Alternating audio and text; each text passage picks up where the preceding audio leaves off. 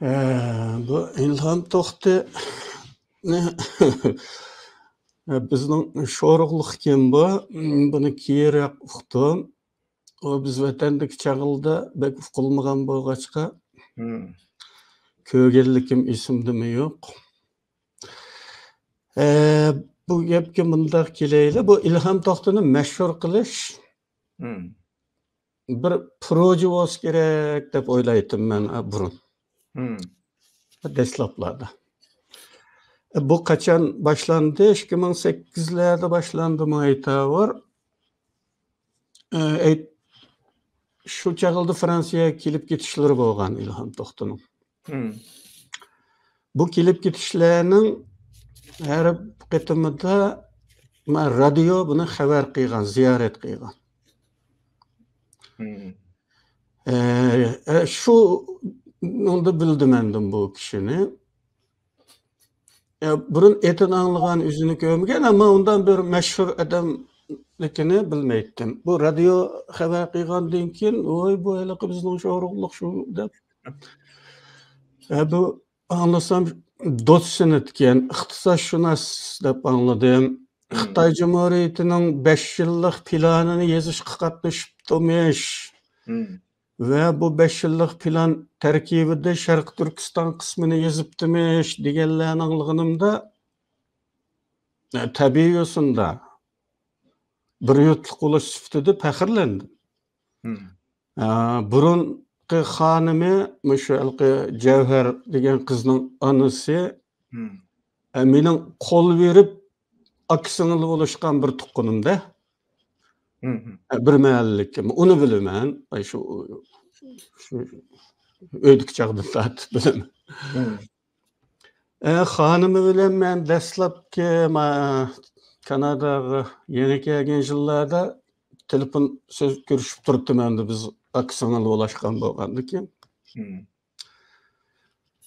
Şu çağda onun o İlham To'xti bilen toy qilganligini uqib onu sordum, o mecutluq olğandı ki, bir salamlaşıp qo'yay desem, onu Pakistan'a bir yıllık hizmet bilen ketdi degandek yadımda, şu 2002'lerde. Ondan keyin u ajrashib ketibdi. Endi bu jutluqim chet ellarda tonilishga boshlaganda tabiiy holda uning muvaffaqiyatlariga haqdorlik tuyg'umning uyg'onishi rost. Her qanday bir Uyg'urda, her qanday boshqa odamda bo'ladigan bir tuyg'u bu. Şu çağılda Vatanim isimli bir torbet paydo oldu tuyuqsizlar. Ve qanday tuyuqsiz paydo bo'lgan bo'lsa, shunda tuyuqsiz bek bozor topdi bu torbet.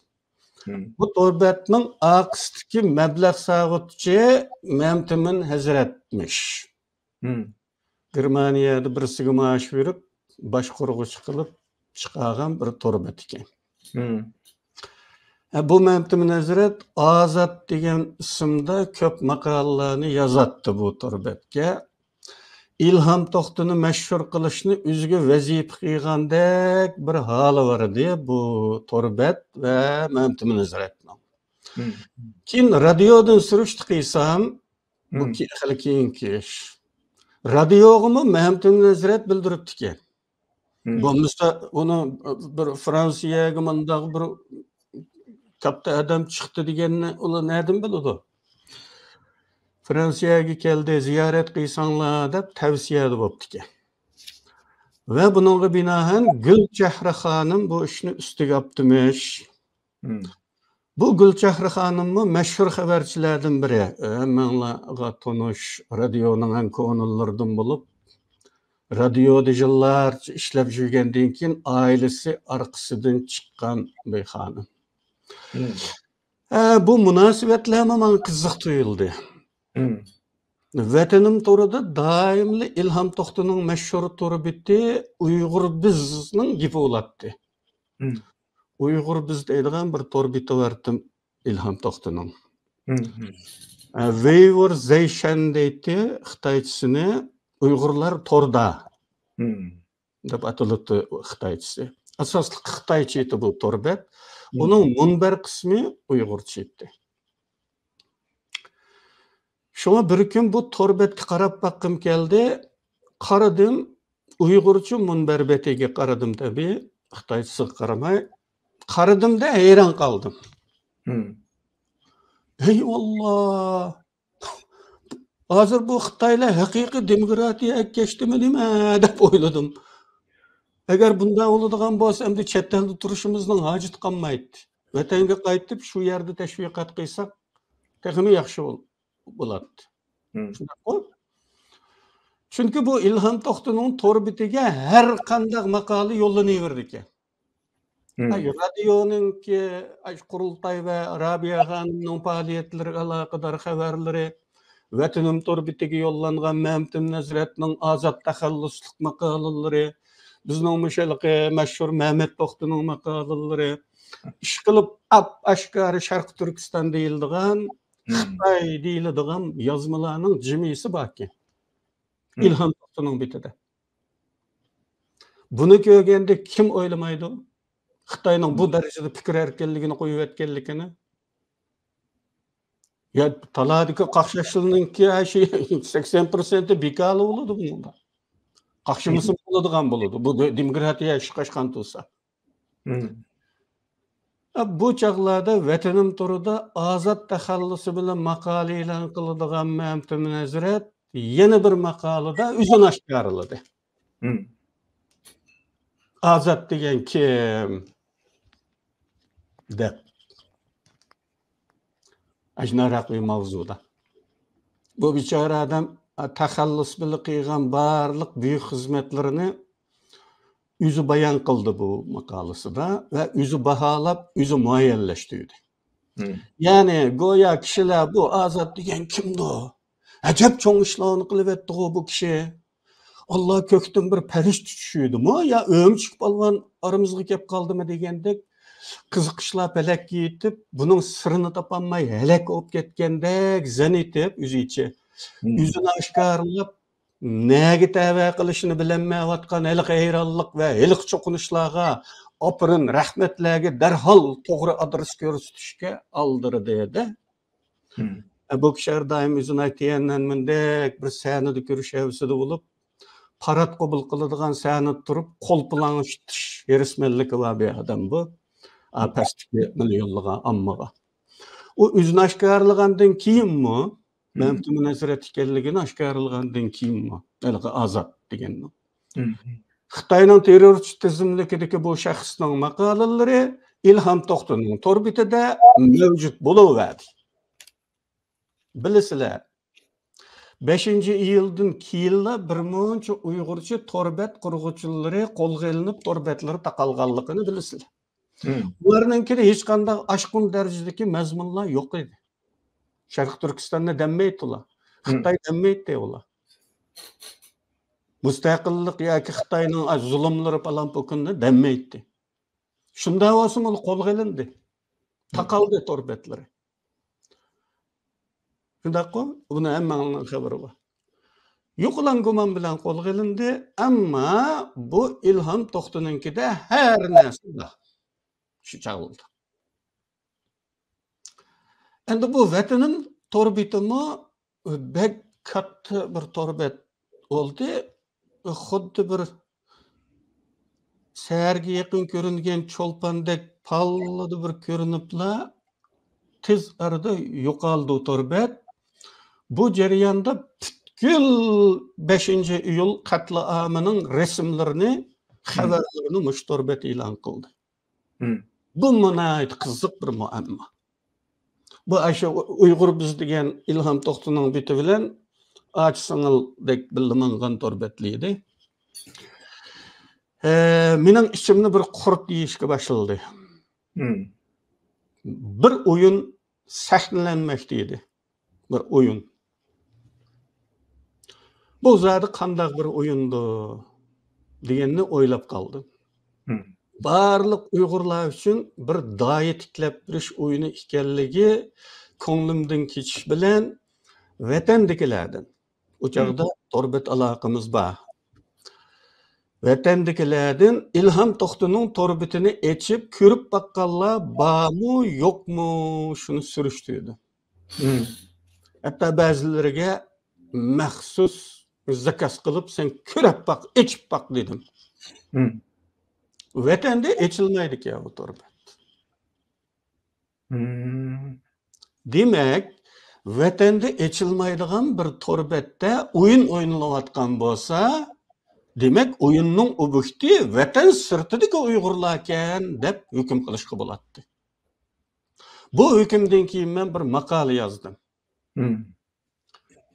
Vatanimda nima o'yin? Mavzuliq bir maqola. Vatanım degan ilq torbat. Vatanimda nima o'yin deb mavzu qo'ydim unga. Ama keyin e'lon qilish oldida mavzusini ikkinchi avlod dohimiz kim bo'lar deb o'zgartdim. O'zimning torbatida e'lon qilgandim. Aranglarda ko'rganlar bor. Bu maqola yana bir maqal to'plamiga kirgizildi. Ko'rmaganlar kelgusida shu Shüp nomli kitob chiqqanda ko'rsizlar. Bu İlham To'xti kim o'zi? Aksi Erkin To'xti Qizilsuv oblastlik Saqchi idorasining muavin boshlig'i bo'lgan bir yurtdoshimiz. İlham To'xti u yerda inqilobni qilib qizitib yurgan ahvoldimi aksining xizmatiga ta'sir etmaylik. Endi bu Xitoy hukmronlik sharoitida kam ko'riladigan bir ahvol bu. 70 kuştunu aniqlaydi Xitoy anda muhim xizmatlardagi adamning, ammo taqashmaydi. Bu kishi, bu yurtdoshimiz to'g'ri niyatli kishi bo'lib, haqiqiy avtonomiya talab qilish bilan ketgan bo'lsa, yanala qahramon deyishga bo'laveradi. Boshqa gap so'z yo'qmasa. Çünkü Xitoy hukmronlik ostida bir eg'iz rost gap uchunmi kalla ketadiganligini bilamiz. Hammalarga ayon. Bunday sharoitda haqiqiy avtonomiya talab qilishmi jasorat talab qiladigan ish. Shug'unisi bizning bu jasoratga opirin aytishimizni cheklayotgan bir necha masala bor bu yerda. Biri haliqi raysinash. Bunun belki bazılarında torbatından çıkarıp koyamayacağım deb sel qarashi mumkin. Her qanday qapoqlash odammi bu raysinashdan kelib chiqadigan natijani faraz qila oladi. Vatan ichida, ya'ni Xitoyning hukmronligi ostida elib berilgan bir raysinashning qanday natija beradiganligini hammalar faraz qila olamiz. Hech kim rost gapni qilolmaydigan bo'lsa, çokum mutlak köp kısmı Xitoydan ayrılmaydigan bo'lib chiqadi-da. Buni İlham To'xti bilmay qolmaydi. Bir ziyoli ulaştı, dotseni kampı kishi buni bilmay qolmaydi, qanday natija berishini. Bilib turib, natijasi tufayli dünya jamoatchiligi oldida biz uchun foydasiz qarashlarni shakllantiradigan bunday bir hujjatni paydo qilish jinoyatga barobardir.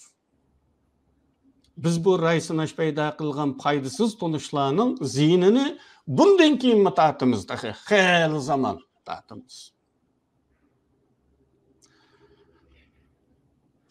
Chunki chet elliklar Xitoy hukmronligida turib qilingan bu raysinashning to'g'ri natijaga ep bo'lmaydiganligini qilchim xiyoliga keltirmaydi. Chatog'i yo'q buning.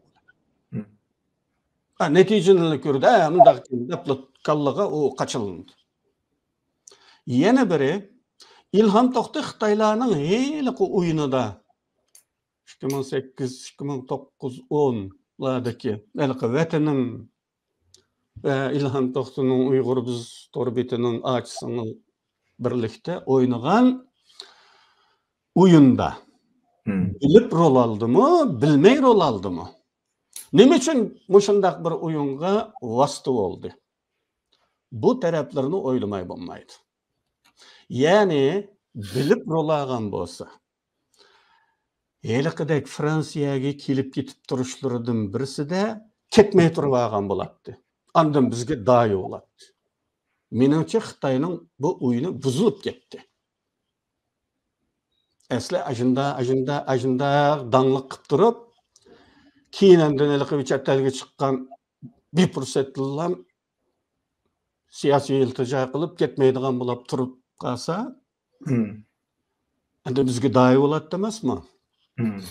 Lekin bu uyam buzilib ketdi. Shuni aniq deb qo'yay, mening maqolam bilan uyam buzildi. Bu uyanni buzdim men shu yerda. Yani. İkinci avlod dayimiz kim bo'lar degan maqoladiki, ikkinchi avlod dayi o'ti. Uni Xitoy hozirlayotgan. Shuning bilan Ilhom To'xta uyda ta'qib qilinibdi yey, atish qibag'ili qo'ymabdi yey degandek mashhurlashtirish hikoyalari tarqalishga boshladi. Keyin qo'lga ilinganlik xabari keldi. Balkim o'yin buzilganligi uchun uning yuzini yuyib rasmiy qahramonga aylantirish uchun bu qo'lga ilinish o'yini o'ynalgan bo'lishi mumkin. Rost turmidimi? Bir nima deyish tez.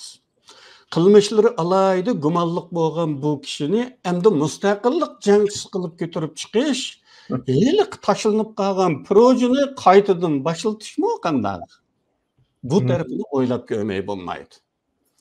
Chunki ko'rislar qizining yozgan kitobini ko'rib baxsanglar bo'ladi va Ilhom To'xta haqida boshqa chet elliklarning bergan baholarini ko'rsanglar bo'ladi. Ilhom To'xtaning mustaqillik bilan hech aloqasi yo'q bir odam.